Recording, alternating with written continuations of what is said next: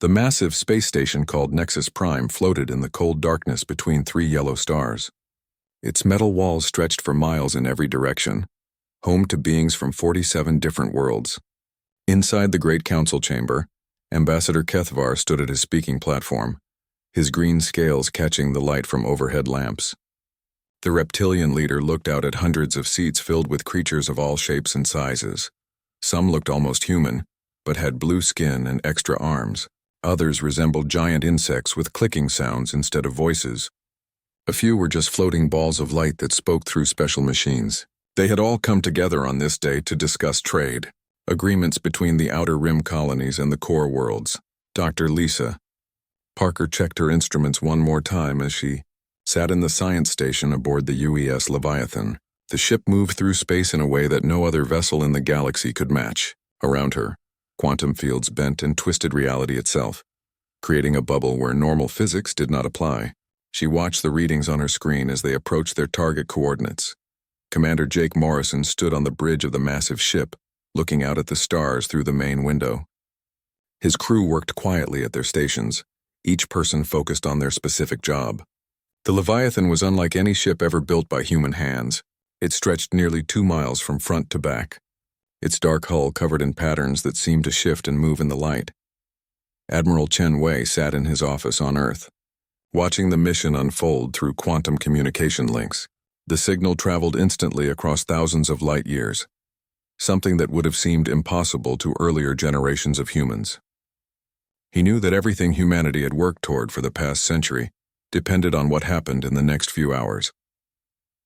On Nexus Prime, the council meeting was interrupted by a sudden alarm.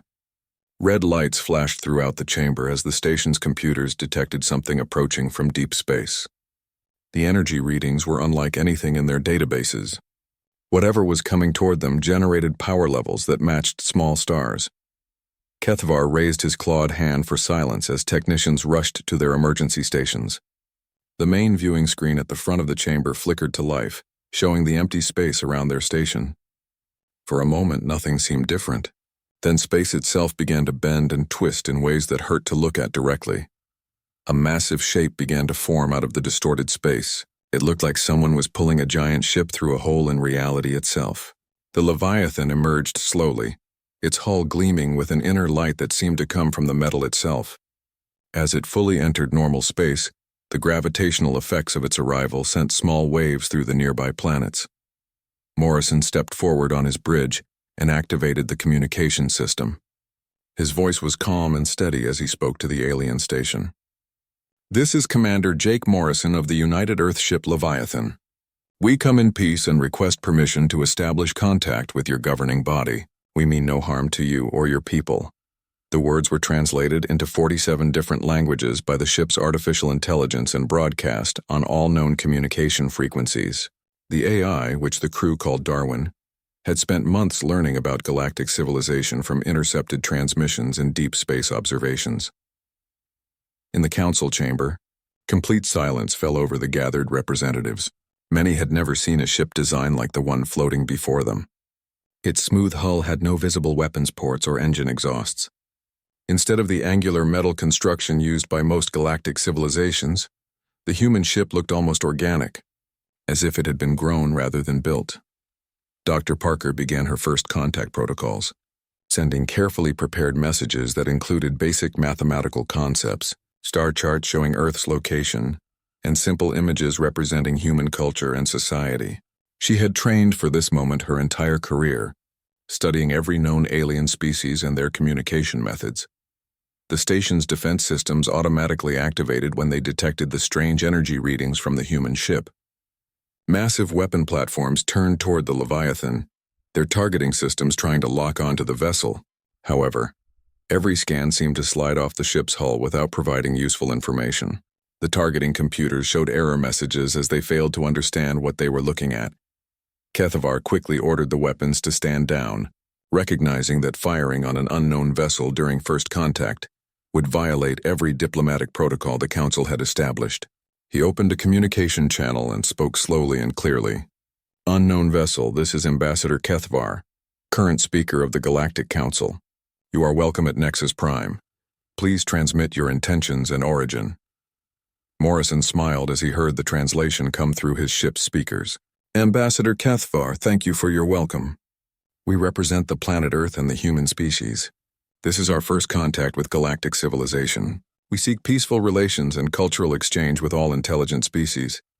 The response caused immediate excitement throughout the council chamber. First contact with a new species was rare, happening perhaps once every few decades. Most new civilizations were discovered by exploration ships and brought into the council gradually. Having an unknown species simply appear with advanced technology was unprecedented. Professor Yilnara, the ancient energy being who served as the council's chief scientist, began scanning the human ship with every instrument available to the station. The readings made no sense according to known physics. The vessel seemed to exist in multiple dimensions simultaneously, its hull composed of matter that could change its properties at will. Several military representatives immediately began discussing the implications of the human ship's arrival. Warmaster Grix, the insectoid leader of the Hive military forces, calculated that the energy output from the single human vessel exceeded that of most planetary defense networks. If these humans were hostile, their technology represented a significant threat to galactic security. Morrison authorized Dr. Parker to begin transmitting more detailed information about human civilization. The data included historical records, scientific achievements, cultural artifacts, and philosophical concepts that defined humanity. He wanted the aliens to understand that humans valued knowledge, cooperation, and peaceful exploration above all else. The information package also included something unexpected: complete technical specifications for several human technologies, freely shared without restriction. This gesture of openness surprised many council members, as most species kept their advanced technologies secret for security reasons. As the initial communications continued, representatives from dozens of species began arriving at the council chamber. Word of the human arrival spread quickly through the station's communication networks. Everyone wanted to see the newcomers who had appeared with impossible technology and apparently peaceful intentions. Cathvar formally invited the human ship to dock with Nexus Prime's main docking facility. Morrison accepted, knowing that this moment would change both human and galactic history forever. The Leviathan slowly moved toward the massive station, its hull adapting and reshaping itself to match the docking port's specifications.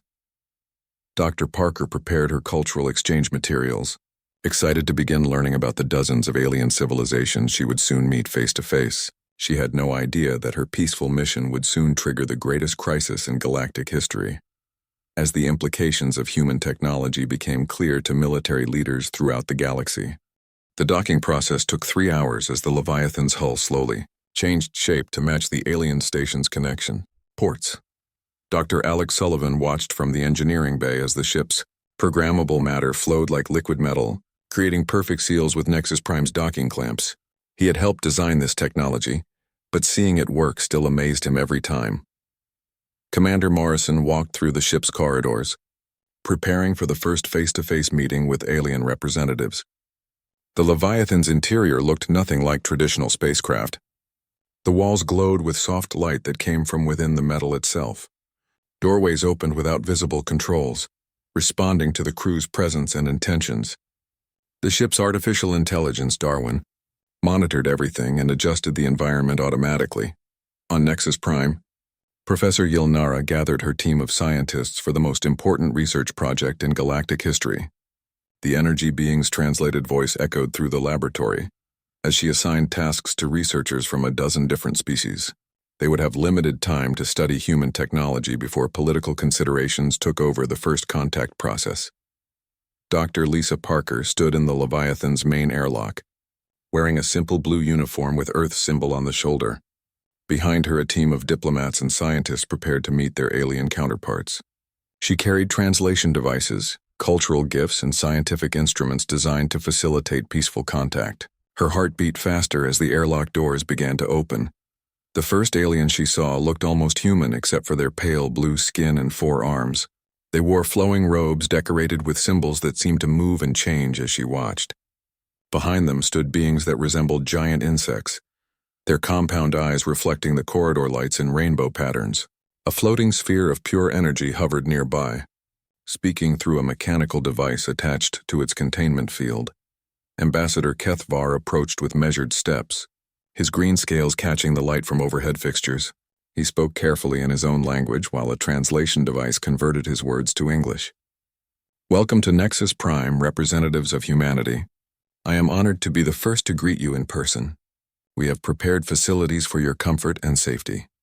Dr. Parker responded with equal formality, following the diplomatic protocols she had studied for years. Ambassador Kethvar, thank you for your gracious welcome.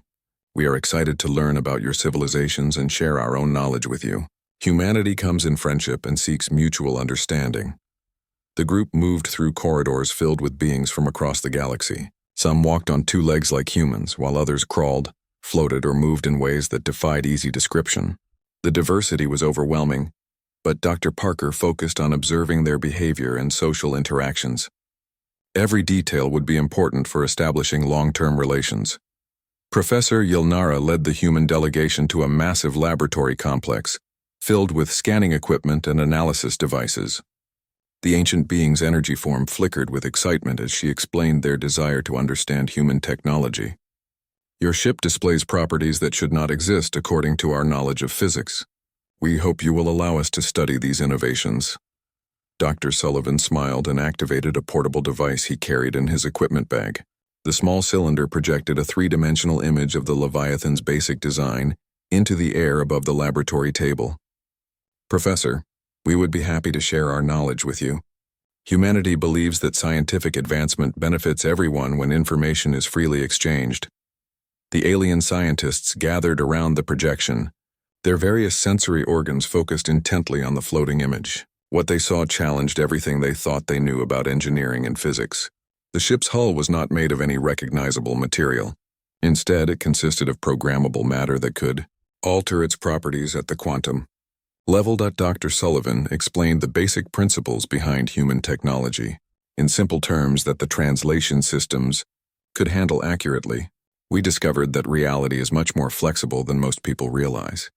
By manipulating quantum fields on a large scale, we can change the fundamental properties of matter and energy. This allows us to create materials and devices that seem impossible under normal physics. War Master Grix listened to the explanation from a concealed observation post above the laboratory. The insectoid military leader's compound eyes tracked every movement as the human scientist demonstrated his people's capabilities. What he heard filled him with growing alarm. If humans could manipulate reality itself, their single ship might be more dangerous than entire battle fleets. The demonstration continued as Dr. Sullivan showed how programmable matter could transform from solid metal to flowing liquid and back again. He created simple tools from raw materials, reshaped metal objects into entirely different forms, and even generated small amounts of energy from apparently empty space. Each display violated fundamental laws that had governed galactic civilization for thousands of years. Professor Yilnara's energy form pulsed with excitement as she realized the implications of what she was seeing. Dr. Sullivan, your technology suggests that consciousness itself might play a role in determining physical properties. Our scientists have theorized about such possibilities but never achieved practical applications. That's exactly right, Professor, Dr. Sullivan replied enthusiastically. We found that quantum mechanics responds to conscious observation and intention. By training our minds to work with quantum fields instead of against them, we learned to influence reality directly. The ship's AI, Darwin, amplifies these effects using quantum consciousness principles. The revelation sent shockwaves through the gathered scientists. If humans had mastered consciousness-based technology, they represented an evolutionary leap beyond anything the galaxy had ever seen.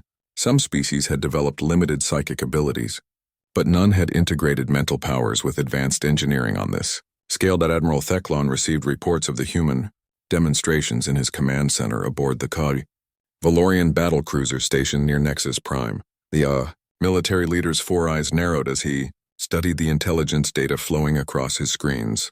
His species had built their empire through superior firepower and tactical expertise. The thought of facing enemies who could alter reality itself was deeply disturbing. Back in the laboratory, Dr. Sullivan continued sharing human knowledge with generous openness. He explained how quantum manipulation allowed for faster-than-light travel, without the dimensional tunneling used by galactic civilizations. Human ships moved through folded spacetime, arriving instantly at their destinations without crossing the intervening distance. The medical applications were equally revolutionary. Programmable matter could repair damaged tissue at the cellular level, effectively eliminating most diseases and extending human lifespans indefinitely. Mental enhancement through quantum neural interfaces allowed humans to process information and solve problems at superhuman speeds. Professor Yilnara asked the question that worried many observers. Dr. Sullivan, with such powerful technology, why do humans seek peaceful contact instead of conquest? Your capabilities would allow you to dominate any civilization you encounter. Dr. Sullivan paused thoughtfully before answering. Professor, we learned long ago that true advancement comes from cooperation, not domination. Our technology developed because we embraced uncertainty and chaos as tools for growth. Trying to control others would limit our own potential for discovery. We gain more by sharing knowledge than by hoarding it. His words were recorded and transmitted throughout the station, reaching the ears of military leaders and political representatives from dozens of species. Some found the human philosophy reassuring, while others viewed it as naive or potentially deceptive. The debate over humanity's true intentions began immediately. War Master Grix made his decision as he watched the demonstrations continue. The humans claimed peaceful purposes, but their technology represented an existential threat to galactic stability. He began sending encrypted messages to military commanders throughout the local star systems, calling for an emergency security conference. The first day of human presence at Nexus Prime ended with formal diplomatic ceremonies and cultural exchanges. Dr. Parker presented gifts from Earth while receiving tokens of friendship from dozens of alien species. The surface interactions remained cordial and optimistic. Beneath the diplomatic pleasantries, however, darker currents were already forming. Military leaders calculated threat assessments while politicians debated response strategies. The galaxy had been stable for centuries, but humanity's arrival had introduced variables that could change everything. Dr. Sullivan completed his technical presentations as alien scientists, struggled to understand the implications of quantum consciousness technology. Some species began planning research partnerships with humanity, while others worried about falling behind in a new technological arms race. The stage was set for conflict, as different factions formed around competing visions of humanity's role in galactic civilization. The peaceful first contact that Commander Morrison had hoped for was about to become the catalyst for the greatest crisis in galactic history. Admiral Theclon stood in the command center of his flagship, watching holographic displays that showed the positions of 12 battle fleets surrounding Nexus Prime. The Valorian commander's 4 eyes tracked the movement of over 3,000 warships as they took their assigned positions. Ships from 11 different species had answered his call for military action against the human threat. Captain Ben Rogers noticed the alien fleet movements first from his position on the Leviathan's bridge. The ship's sensors could detect vessels at ranges far beyond normal scanning limits, revealing the massive military buildup happening in the outer system. He immediately contacted Commander Morrison, who was still meeting with diplomatic representatives on the station. Morrison excused himself from the cultural exchange ceremony and returned to his ship within minutes. The bridge crew showed him the tactical displays revealing the scope of the alien military response. Hundreds of battle cruisers, destroyers, and assault ships formed an enormous sphere around the diplomatic station. Their weapons were powered up and targeting systems were active. Engineer Maya Foster ran diagnostics on the Leviathan's defensive systems from her post in the engineering section. The ship's quantum shields could deflect most known weapons, but she had never tested them against such overwhelming numbers. The power requirements for protecting against 3,000 ships simultaneously would push their systems to maximum capacity. Dr. Lisa Parker received an emergency message while touring the station's cultural archives. The alien guide, a friendly creature with tentacles instead of arms, noticed her sudden change in expression. Dr. Parker, is something wrong? You look concerned about something. She excused herself politely and hurried back toward the docking bay where the Leviathan was connected to the station. Along the way, she noticed increased security activity as alien guards took positions throughout the corridors. The peaceful atmosphere of first contact was rapidly changing into something much more threatening. Admiral Theclon opened communication channels to Nexus Prime and transmitted his ultimatum on all frequencies. His translated voice echoed through the station's speakers as well as the Leviathan's communication system. "Human vessel, you will surrender your ship and submit to Galactic Council authority. Your technology represents a threat to galactic security that cannot be permitted to exist." Commander Morrison listened to the ultimatum from his captain's chair, remaining calm despite the overwhelming odds facing his ship. His crew looked to him for guidance as enemy ships moved into attack positions around them. 3,000 against 1 were impossible odds by any normal calculation, but the Leviathan was far from a normal ship. "Admiral Thecklon," Morrison replied over the open communication channel, "humanity prefers peaceful solutions to all problems. We have shown no hostile intent toward any species or government. We came here seeking friendship and cooperation, not conflict. I ask you to reconsider your actions." The alien commander's response was immediate and final. "Your peaceful intentions are irrelevant. Your technology makes you too dangerous to exist as an independent force. Surrender now or face the consequences of defying the combined military might of 12 species." Morrison looked around his bridge at the faces of his crew members. Each person understood the gravity of their situation, but none showed fear or doubt. They had trained for scenarios like this, though no one had expected to face such overwhelming numbers during a peaceful first contact mission. "All hands. This is the captain," Morrison announced over the ship's internal communication system. "We are about to be attacked by hostile forces. Our mission remains unchanged. Establish peaceful relations with galactic civilization and protect Earth's interests. Prepare for combat operations." Engineer Foster activated the Leviathan's defensive systems as enemy ships began their attack runs. The first wave consisted of 500 vessels firing energy weapons and projectile weapons simultaneously. Beams of coherent light and streams of metal projectiles converged on the human ship from all directions. The quantum shields responded instantly, creating fields of distorted space-time around the Leviathan's hull. The incoming weapons fire struck the defensive barriers and simply disappeared, translated into parallel dimensions where they could cause no harm. The ship remained completely undamaged as thousands of weapons struck without effect. Captain Rogers coordinated the defensive response from his station, watching as wave after wave of attacks failed to penetrate their shields. "All defensive systems operating at normal parameters," he reported. "Enemy weapons are having no measurable impact on our hull or shields." Admiral Thecklon watched in disbelief as his combined fleets poured devastating firepower into the human ship without visible results. Weapons that could destroy entire cities struck the vessel and simply vanished as if they had never existed. His tactical computers could not explain what they were observing. The second attack wave included the most powerful weapons available to the Allied fleets: planet-killing missiles with fusion warheads, gravity bombs that could collapse matter into neutron-dense materials, and exotic energy weapons developed by the most advanced species in the galaxy. None of them had any effect on the Leviathan's defenses. Morrison gave the order that would change galactic history forever. "Maya, prepare spatial displacement fields. We're going to show them what human technology can really do. Ben, open a channel to all ships in the attacking fleets." Engineer Foster's hands moved across her control panels, activating systems that manipulated space-time on a massive scale. The Leviathan began to glow with an inner light as quantum fields built up around its hull. Reality bent and twisted as the ship prepared to demonstrate capabilities that no alien civilization had ever imagined. "Attention, all attacking vessels," Morrison spoke calmly into his communication system. "You have fired upon a peaceful diplomatic mission without provocation. We could destroy every ship in your fleets, but humanity chooses a different path. Observe and learn."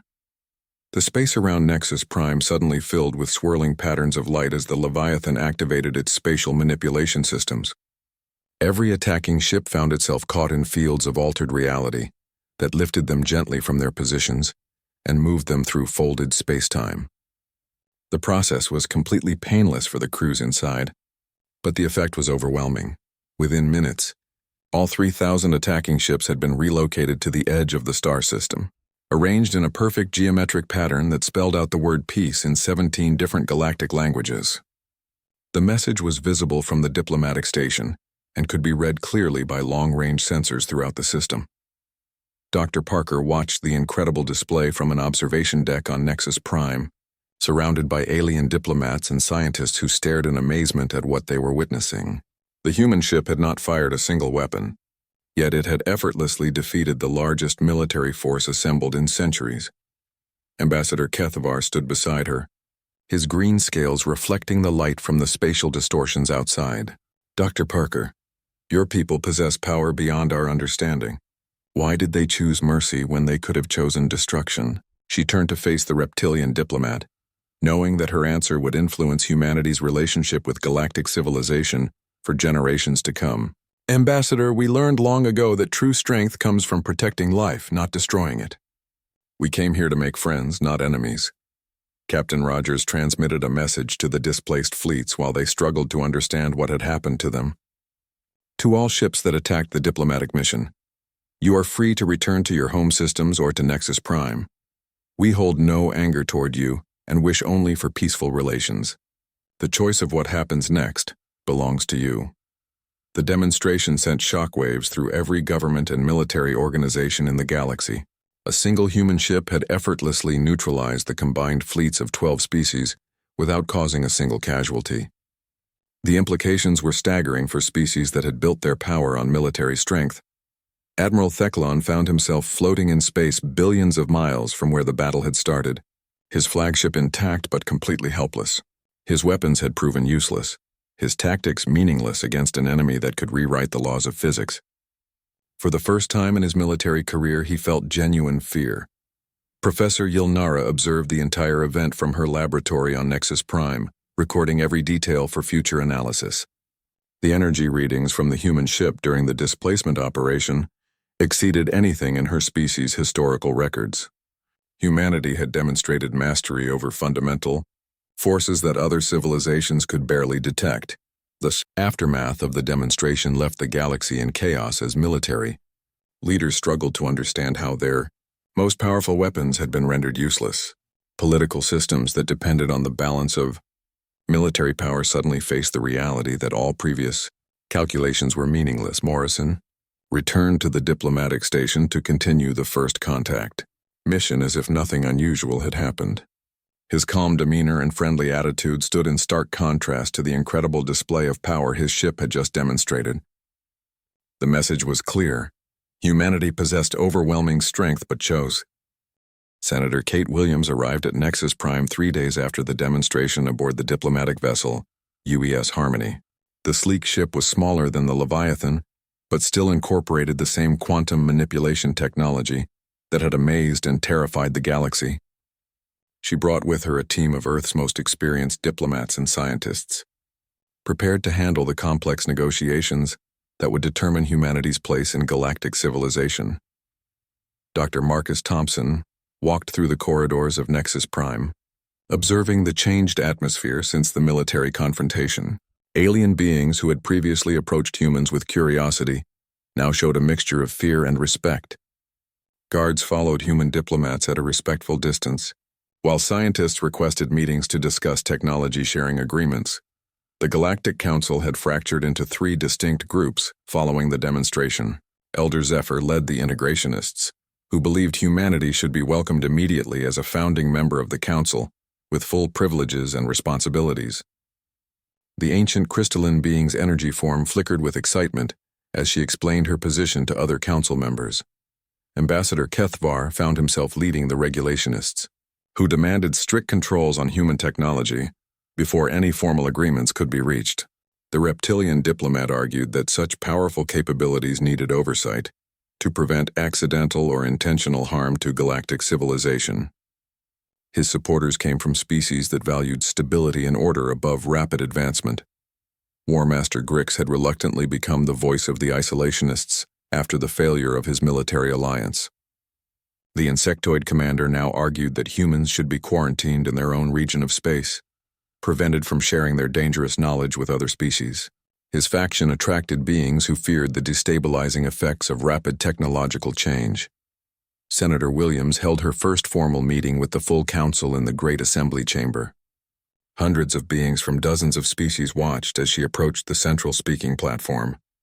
The translation devices worked overtime to convert her words into languages that used sounds, colors, chemical signals, and electromagnetic patterns. Honored representatives, she began with practiced diplomatic courtesy, Humanity appreciates the welcome we have received and regrets the unfortunate military incident that occurred. We understand your concerns about our technology and its implications for galactic civilization. We come before you today with a proposal that we believe will address these concerns while benefiting all species. Dr. Thompson had spent weeks analyzing historical data about galactic civilization, discovering patterns that troubled him deeply. Every species that joined the Council eventually stopped advancing technologically, becoming comfortable with existing capabilities rather than pushing toward new discoveries. The galaxy had been technologically stagnant for over 2 centuries. His research revealed that the Council's structure itself discouraged innovation. Members were required to share all new technologies with a central committee that evaluated their safety and compatibility with existing systems. This process often took decades, during which the original inventors lost interest in further development. Elder Zephyr met privately with Senator Williams in a crystalline chamber designed to accommodate energy-based life forms. The ancient being's translated thoughts carried undertones of excitement and hope that transcended the limitations of mechanical communication. Senator Williams, your species represents the first genuine advancement we have seen in 300 years. We must not allow bureaucratic caution to waste this opportunity. The elder explained that her own people had once been explorers and innovators, pushing the boundaries of what energy-based consciousness could achieve. After joining the Council, they had gradually become administrators and observers, their creative spark dimmed by committee oversight and regulatory approval processes. Senator Williams presented her proposal to the emergency session called to address the human situation. Rather than joining the existing Council structure, humanity offered to help create an entirely new organization based on different principles. The Advancement Coalition would promote rapid technological development while maintaining safeguards against dangerous applications. We propose a system where knowledge flows freely between species, she explained. To the assembled representatives, instead of hiding discoveries behind regulatory barriers, we would share them openly and allow each civilization to adapt them according to their own needs and capabilities. Progress comes from cooperation, not control. The proposal created immediate controversy as delegates debated the implications of abandoning the careful balance that had maintained galactic peace for centuries. Some species worried that rapid change would destabilize their societies, while others saw an opportunity to break free from technological stagnation. Dr. Thompson presented evidence showing how Council regulations had slowed scientific advancement across multiple species. Civilizations that had once been pioneers in physics, biology, and engineering had gradually reduced their research efforts after joining the galactic community. The pursuit of stability had come at the cost of growth and discovery. Ambassador Kethvar voiced the concerns of conservative species who feared the consequences of uncontrolled technological development. Senator Williams, your proposal sounds appealing, but rapid change often leads to conflict and suffering. Our current system has maintained peace for 3 centuries. Why should we risk destroying that stability? Senator Williams acknowledged the valid concerns while pointing out the hidden costs of stagnation. Medical advances that could save millions of lives remained undeveloped because research was discouraged. Energy technologies that could end resource scarcity were never pursued because they might disrupt existing trade relationships. Environmental restoration techniques that could heal damaged worlds were ignored because they were deemed too risky. The debate continued for days as different factions presented their arguments to the full Council. Military leaders worried about the implications of weapons technology, advancing beyond current defensive capabilities. Economic representatives feared disruption to established trade networks.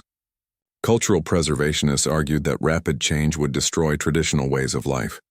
During the discussions, humanity demonstrated their commitment to peaceful progress by sharing several breakthrough technologies freely with volunteer test species. A medical technique that could regenerate damaged organs was successfully adapted for use by 3 different alien physiologies.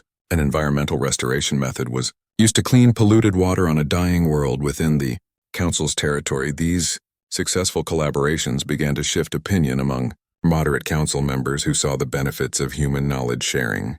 The volunteers reported no negative side effects from the new technologies, and their societies experienced immediate Improvements in health and environmental quality. Elder Zephyr rallied support for the human proposal among species that had grown frustrated with council limitations. The Crystalline Conclave, the Silicon Collective, and the Atmospheric Dancers all expressed interest in joining an organization that would encourage rather than restrict scientific advancement. Professor Yilnara published research showing that human quantum manipulation techniques could be safely taught to other species with proper training and safeguards. Her findings indicated that the consciousness-based aspects of the technology were not uniquely human but could be developed by any sufficiently intelligent species willing to change their approach to physics. The revelation that human technology could be learned and adapted by others changed the entire nature of the debate. Instead of humanity holding permanent technological superiority, they were offering to teach their methods to anyone interested in advancing beyond current limitations. Senator Williams made her final presentation to the divided council, knowing that the decision would determine not only humanity's role in galactic civilization, but the direction of progress for countless species. "We stand at a crossroads," she said to the silent chamber. "We can choose the safety of stagnation or the uncertainty of growth. Humanity offers partnership in reaching for possibilities we cannot yet imagine." The vote was scheduled for the following day, but already the outcome seemed uncertain, as species struggled to choose between the familiar limitations of the old system and the unknown potential of humanity's vision for the future. The galaxy held its breath as the most important decision in galactic history approached. Dr. Nathan Cole worked alongside Elder Zephyr in a crystalline laboratory on the Conclave homeworld, surrounded by equipment that hummed with quantum energy. The human scientist had arrived 3 months after the council vote, leading a team of researchers dedicated to proving that human technology could be safely shared without creating weapons of mass destruction. Their breakthrough came when they successfully taught quantum manipulation to the crystalline beings, whose silicon-based minds could process the complex calculations required. Admiral Sarah Blake stood on the bridge of the UES Discovery, watching as her fleet of 20 human vessels approached Nexus Prime. Unlike the Leviathan, these ships carried scientists, engineers, teachers, and philosophers rather than military equipment.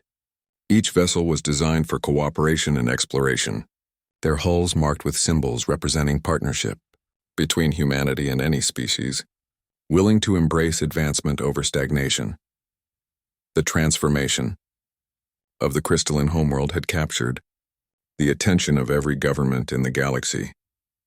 Within weeks of learning quantum consciousness techniques, the Crystalline Conclave had eliminated energy scarcity across their entire civilization. Their cities now glowed with clean power drawn directly from quantum fields, while their damaged atmosphere began healing itself through controlled matter manipulation.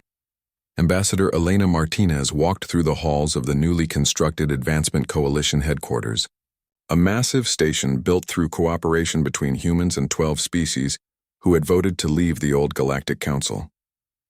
The structure itself demonstrated the possibilities of shared knowledge, its walls composed of programmable matter that could adapt to the needs of any visiting species. The old council had dissolved peacefully 6 months after the vote, with most member species choosing to join the new organization rather than maintain the previous system of controlled stagnation. Only a few conservative governments had attempted to maintain isolation, creating small enclaves dedicated to preserving traditional limitations on technological development. Dr. Cole's research team had successfully adapted quantum manipulation for 17 different species, each group developing applications suited to their unique physiology and culture. The insectoid hive learned to use consciousness-based technology to enhance their collective intelligence networks. The aquatic depth dwellers created underwater cities that existed partially in parallel dimensions, expanding their living space without damaging ocean ecosystems. Admiral Blake met with Commander Morrison aboard the Leviathan as both ships orbited the Coalition headquarters. The original human Dreadnought had become a symbol of peaceful strength, its presence reminding all species that advancement could coexist with protection and security. Morrison had been promoted to Admiral of Exploration, leading missions to investigate reports of ancient technologies and unknown phenomena. Professor Yilnara published her final research paper on human quantum consciousness, concluding that the techniques could eventually be learned by any species willing to abandon rigid thinking patterns. Her work included training programs that had already graduated over 10,000 alien scientists, each returning to their homeworlds with knowledge that could transform entire civilizations. The economic implications of the technological revolution had proven as important as the scientific advances. Species that learned quantum manipulation found themselves able to create any material resources they needed, ending scarcity and the conflicts that arose from competition over limited supplies. Trade between worlds shifted from exchanging goods to sharing knowledge and cultural experiences. Engineer Maya Foster had established training centers on 40 different worlds, teaching alien engineers how to build and maintain quantum-based technologies. Her students learned not just the technical aspects, but also the philosophical approach that made human advancement possible, embracing uncertainty and viewing apparent limitations as opportunities for creative solutions. The medical breakthroughs had been particularly dramatic. Diseases that had plagued various species for millennia were eliminated within months of introducing quantum healing techniques. The average lifespan across coalition species had increased by decades as regenerative medicine became widely available. Mental enhancement through quantum neural interfaces allowed individuals to process information and solve problems at previously impossible speeds. Dr. Marcus Thompson documented the social changes occurring across coalition civilizations in his comprehensive study of post-advancement societies. Most species experienced initial disruption as old power structures based on resource control became irrelevant, but new forms of organization emerged based on creativity and contribution to collective knowledge rather than accumulation of wealth or political power. Ambassador Martinez addressed the first General Assembly of the Advancement Coalition, speaking to representatives from 87 species who had joined the organization. The growth had exceeded all expectations as word spread about the benefits of embracing technological advancement over artificial limitations imposed by cautious bureaucracies. Gather here not as separate civilizations competing for resources, she said to the assembled delegates, but as partners in the greatest adventure possible, discovering what we can become when we work together toward unlimited possibilities. Each species brings unique perspectives that enhance our collective understanding of the universe. The archaeological discoveries had proven as exciting as the technological advances. Teams of mixed species explorers using quantum-enhanced scanning equipment had located ruins of ancient civilizations that had apparently mastered similar technologies millions of years ago. The evidence suggested that the cycle of advancement and stagnation had repeated many times throughout galactic history. Admiral Blake led the largest exploration mission ever assembled, investigating signals from the Andromeda Galaxy that appeared to be artificial in origin. Her fleet included vessels from 23 species, each contributing specialized knowledge and capabilities to the joint endeavor. The mission represented everything the Coalition stood for: cooperation, curiosity, and the courage to explore the unknown. Elder Zephyr had been elected as the first speaker of the Coalition, her ancient wisdom and enthusiasm for progress making her the ideal leader for the new organization. Under her guidance, the Coalition avoided the bureaucratic problems that had plagued the old council by maintaining decision-making processes that prioritized action over endless debate. 5 years after first contact, Earth had become the center of a communication network that connected every Coalition world through quantum entanglement links. Information traveled instantly across the galaxy, allowing scientists on distant worlds to collaborate in real time on projects that would have taken decades under the old system of restricted knowledge sharing. Commander Morrison, now Admiral Morrison, stood on the bridge of the UES Transcendence, a new type of vessel designed jointly by 12 species for exploration beyond the known galaxy. The ship incorporated technologies that had been developed through Coalition cooperation, pushing the boundaries of what quantum manipulation could achieve when different approaches to consciousness were combined. The transformation had not been without challenges. Some species struggled to adapt to rapid change, requiring careful support and gradual introduction of new technologies. A few governments had attempted to restrict their citizens' access to advancement, leading to internal conflicts that required diplomatic intervention. However, these problems were resolved through patience and demonstration rather than force. Dr. Cole looked out from his laboratory at the crystalline homeworld, where cities of living light stretched toward the stars. His work with quantum consciousness had evolved beyond simple technology transfer to genuine collaboration in pushing the limits of what was possible.